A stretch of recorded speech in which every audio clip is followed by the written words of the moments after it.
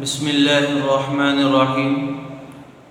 آج ہمارے سوال کا موضوع ہے کیا اسباب اختیار کرنا یہ توکل کے خلاف ہے یا نہیں؟ تو سب سے پہلی بات یہ سمجھ لینی چاہیے کہ کائنات میں جو کچھ بھی ہو رہا ہے وہ سب کا سب اللہ کے حکم اور مرضی کے مطابق ہو رہا ہے۔ جتنی بھی چیزوں کا نفع یا نقصان ہے تمام کا تمام اللہ رب العزت کے ہاتھ میں ہے، اللہ رب العزت کے قبضہ میں ہے۔ اللہ رب العزت جب چاہے کسی نفع والی چیز کو نقصان دہ بنا دے اور جب چاہے نقصان والی چیز کو نفع مند پہنچا دے، اللہ کر سکتا ہے۔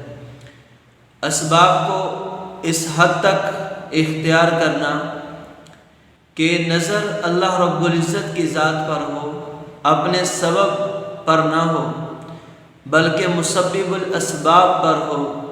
جو آپ نے سبب اختیار کیے ہیں وہ ظاہری طور پر سبب اختیار تو کیا ہے، لیکن حقیقتاً آپ کی توجہ، آپ کا دھیان اللہ رب العزت کے ذات اور امر پر جانا چاہیے کہ یہ میں نے جو کامیابی اختیار کرنے کے، جو مال کمانے کے، پیسہ کمانے کے اسباب اختیار کیے ہیں، یہ ظاہری اسباب ہیں، یہ اپنے اعتبار سے نفع نقصان کے مالک نہیں، بلکہ ان کے پیچھے اللہ کا امر آئے گا۔ یا تو یہ میرے اختیار کردہ اسباب نفع مند ہو جائیں گے یا یہی اسباب وہ نقصان دہ ثابت ہو جاتے ہیں۔ تو اس اعتبار سے اسباب میں لگنا کہ نظر اللہ کی ذات پر چلی جائے، ایسے اسباب اختیار کرنا وہ جائز ہے۔ اب ایسے اسباب جو ناجائز اور غیر مشروع ہیں، جس کو شریعت نے اختیار کرنے سے روکا ہے، ایسے اسباب جو اللہ کی نافرمانی والے اسباب ہیں، شریعت مطہرہ میں اس کو حرام قرار دیا گیا، ایسے اسباب کا اختیار کرنا بھی ناجائز اور حرام ہے۔ اگر کسی آدمی نے نہ سمجھی میں یا مجبوری کی حالت میں ایسے اسباب کو اختیار کیا، وہ اسباب چاہے وہ مال و دولت کمانے کے اعتبار سے ہو، کسی بھی اعتبار سے، کوئی بھی چیز حاصل کرنے کے اعتبار سے اسباب ہوں، لیکن ہوں گناہ کے اسباب، ان اسباب کو اختیار کرنا یہ ناجائز اور حرام ہے۔ اس کو فوراً چھوڑ دینا چاہیے یا آہستہ آہستہ وہاں سے جان چھڑا لینی چاہیے۔ ایسے اسباب جو جائز ہیں اور مشروع ہیں، شریعت نے ان کی اجازت دی ہے اور ان کو اختیار کرنے میں کسی قسم کا گناہ نہیں۔ ایسے اسباب تین طرح کے ہیں۔ پہلے نمبر کا وہ سبب جو قطعی اور یقینی ہے، جس کو اختیار کرنا لازم اور واجب ہے، جس کو چھوڑنا حرام ہے، جیسے کھانا پینا۔ یہ ایک انسانی زندگی کی ضرورت ہے، اس کے بغیر انسان کا بچنا ناممکن ہے، انسان کی موت واقع ہو جاتی ہے۔ اور یہ جسم اللہ تعالیٰ کی امانت ہے، اس امانت کا خیال رکھنا اور ایسے اسباب اختیار کرنا جس سے یہ اللہ رب العزت کی عطا کردہ امانت صحیح سالم رہے، باقی رہے، زندہ رہے، ایسے اسباب اختیار کرنا اس کے لیے ضروری اور لازم ہے، اور اگر یہ اختیار نہیں کرتا تو گناہ گار ہوگا۔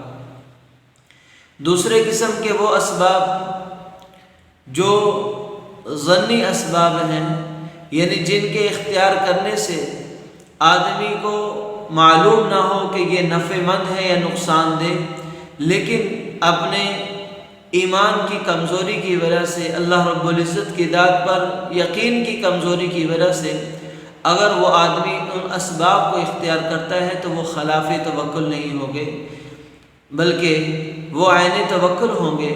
جیسے آدمی بیمار ہے، بیماری کے لیے، اس سے شفا یابی کے لیے وہ آدمی دوائی کا استعمال کرتا ہے، اور ایک آدمی غریب ہے، وہ اپنی مالداری حاصل کرنے کے لیے کسی تجارت کا، کسی پیشے کا انتخاب کرتا ہے، کسی کام میں لگ جاتا ہے۔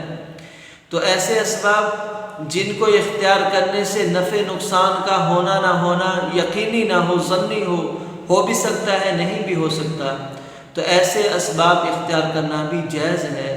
خلاف توکل نہیں، بلکہ اللہ رب العزت ان اسباب کو اختیار کرنے پر اگر یقین اور بھروسہ اللہ کی ذات پر ہو، اللہ رب العزت ضرور اس میں برکت عطا فرماتے ہیں۔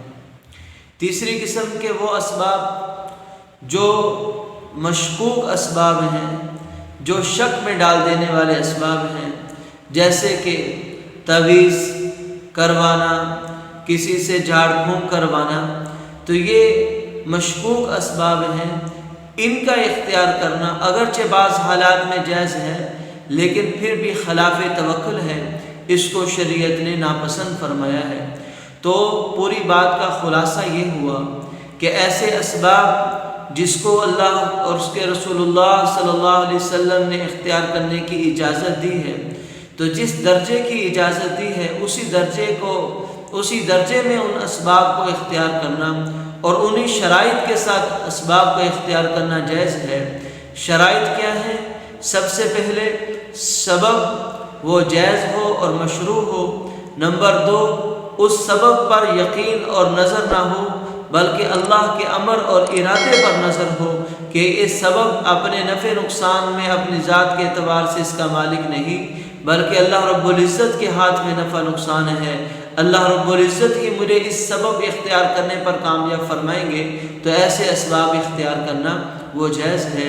اللہ رب العزت ہمیں صحیح معنوں میں صحیح یقین عطا فرمائے۔ مع السلامہ۔